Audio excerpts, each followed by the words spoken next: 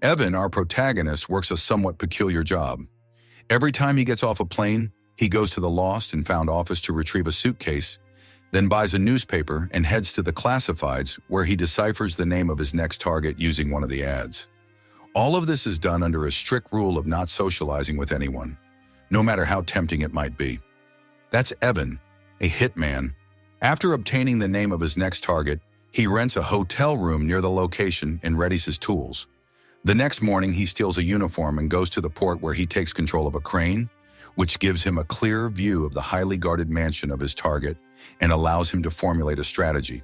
Once he has secured his ideal position, he returns at night with a sniper rifle.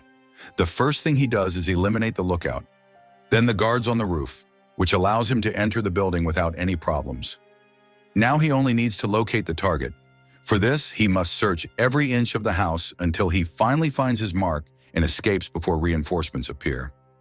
Afterward, he destroys any evidence that might link him to the crime and takes a plane back to Rome, where the procedure is repeated, retrieving the lost suitcase, the newspaper, and deciphering the next target.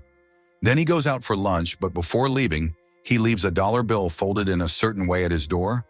When he returns, he finds that the dollar is still there, but folded in a different way. So he reaches for his weapon, only to have a woman appear and point a gun at him. Her name is Cassie, and it seems she has been following Evan for a good while. She has deciphered his methods and the way he communicates with his bosses. She belongs to MI6 and was sent to investigate him because they want to catch his employers, but that won't be so easy. Barely distracted, Evan snatches the gun from her. Now she is his hostage, and it's best that she gives him a reason not to kill her for being nosy. She tells him that her boss, Kevin, died 6 months ago, and that the division of the CIA for which Evan believed he worked was dismantled 1 week after his death. So Evan has been killing people for someone else, not connected with the government, which is why she is here, to make first contact with him and uncover the truth. After confirming the news of Kevin's death, she decides to let Kai, a colleague, tell him more of what she knows for now. Evan then faces two options. He can either continue working for this mysterious boss and kill Kai, or he can start going down the rabbit hole to see where it leads him. Evan locks Cassie in the bathroom and pulls out a silencer. It appears he is determined to kill her when she mentions the name of his late wife, Monica, and tells him that her death was no accident. At that moment, they become a team, but Evan warns her that he will kill her if she deceives him. Then he discards his suitcase and tells her that they must travel lightly together. They arrive in Malta by ferry, and while Evan is about to use the bathroom, he receives a call from a public phone ringing right beside him. When he answers, a voice tells him to return to Rome and finish the job.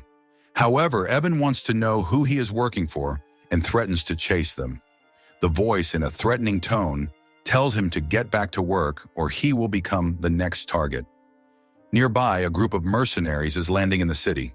They carry many weapons and a GPS signal seems to emanate from Evan's body. It appears he has a GPS implanted in him without his knowledge, which almost reveals the last location used by Kevin before his death. Butler, the mercenary, and his team arrive at the outskirts of the target area and prepare to attack. There, Evan finds a tape left by his friend, someone he knew very well, so he knows where it was hidden. Moments later, they hear someone's footsteps, and Evan moves ahead to show the intruder the quick escape route down the stairs. Now that Butler realizes he has lost the element of surprise, the chase begins, but Evan escapes via the roof and barely follows him. Together, they manage to reach a crowded area of the city, hoping that the presence of civilians will prevent them from being shot at. But that does not happen. Butler's men turn the city into complete chaos, firing indiscriminately with the sole objective of killing Evan. After running for several minutes, they hide in a church and manage to escape through the catacombs underneath. A detail surprises Butler. If only he had studied history, he would have caught Evan along with someone else. Almost while stealing a car, Cassie tells him that there is an MI6 safe house nearby where they can rest and plan their next move. Once they are completely safe, Evan constructs a device to listen to the tape his friend left him. On the tape, one can hear a conversation between Kevin and another man who threatens to shut down Kevin's division if he does not accept the new targets. It seems that someone from above wanted to use Evan to kill people for their own benefit, and Kevin refused. Now Kevin is dead, and this person has been using Evan at his whim for several months. Later, Evan nearly finds a computer and uses it to display Kevin's file, revealing that Kevin did not have a family, even though he had told Evan that he did. It appears they were not as close as friends after all. After years of working together and occasionally dining together, Evan has come to realize that Kevin was full of secrets, and he was too naive in confiding about Monica. On the other hand, Butler has the GPS signal, but it indicates a whole block away because the MI6 safe house is equipped with signal reflectors, so they must wait until Evan leaves before mobilizing further.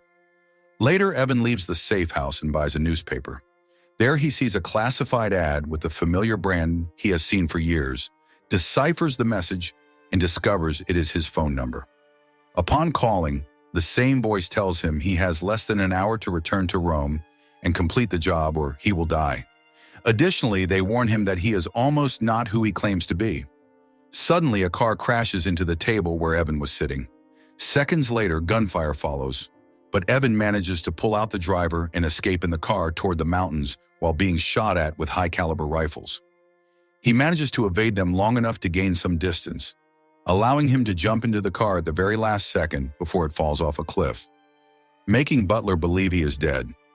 However, when Butler updates the GPS, he realizes that Evan is in motion and follows him to a house where he nearly awaits him. Quickly, the house is surrounded, and bullets gradually tear the place apart. Tired of chasing Evan, Butler pulls out an MG-42 and prepares to turn the house into a sieve, but his thirst for blood is such that he doesn't notice he is near gas cylinders. All it takes is one shot from Evan to create a fireball that sends them to the other world. Butler has paid dearly for his rookie mistake. Now Evan can steal Butler's equipped car and flee to the city. There he grows tired of Kai's lies. If he were from MI6, he would have known the basics of self-defense. But he is not, so he just shouts and runs. He wants to know the truth, or he will leave it right where the bad guys can find it. Cassie confesses that Monica was her mother, so she believes Evan is her father, as if the news of a secret daughter were not enough. Cassie almost hands over her mother's diary, in which is explained why she never revealed her existence to Evan. She was unwilling to put her family at risk because of him. At that time, Evan was obsessed with his job and his friendship with Kevin, so he thought he would never leave that life. Cassie almost confesses that she has been watching him for much longer than she had said.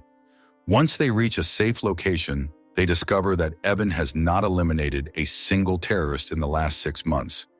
All his targets have been magnates and CEOs of companies that were absorbed by a multinational corporation. Now they must uncover who became disgustingly rich from those murders. It is at this point that we meet Antonio, our villain, who is now about to receive a visit from Evan. At the location, he is received by Lona, the voice behind the phone, who takes him to Antonio. At the moment he sees Evan, Antonio thanks him for bringing his company to the top by eliminating all his competitors. From Antonio's attitude, it's clear that he is not the real boss. He seems more like a rebellious kid. So Evan asks for the true leader of the company, and Antonio tells him that in order to do that, he must take a boat without weapons to a very special place. Evan almost believes they will kill him and throw him into the ocean. But in the end, they take him to Kevin, who is still alive and very happy to see his friend. However, Evan greets them with a punch and demands an explanation for what is happening.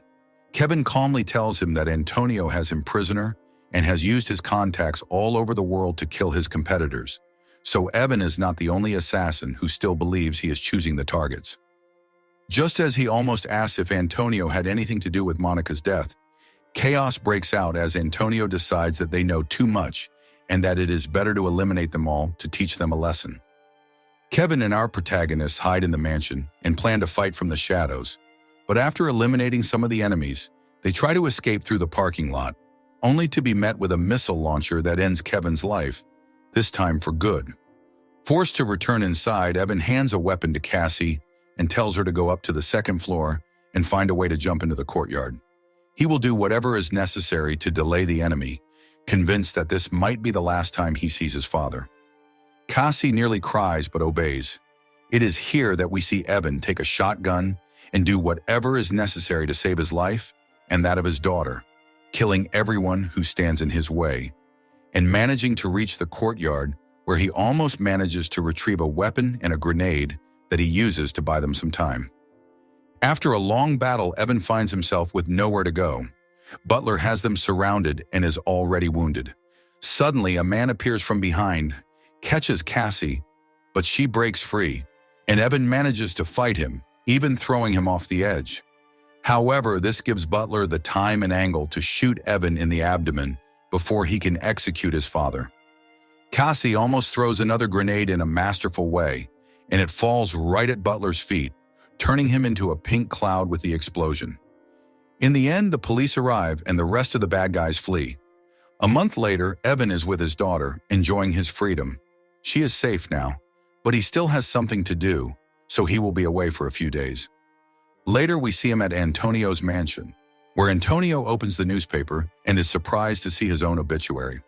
A second later, Evan appears behind him and executes him, showing us that he eliminated all the guards and that no one could have saved Antonio from his fate. If you want interesting movie recaps, like, share, and subscribe to follow us for more movie recaps.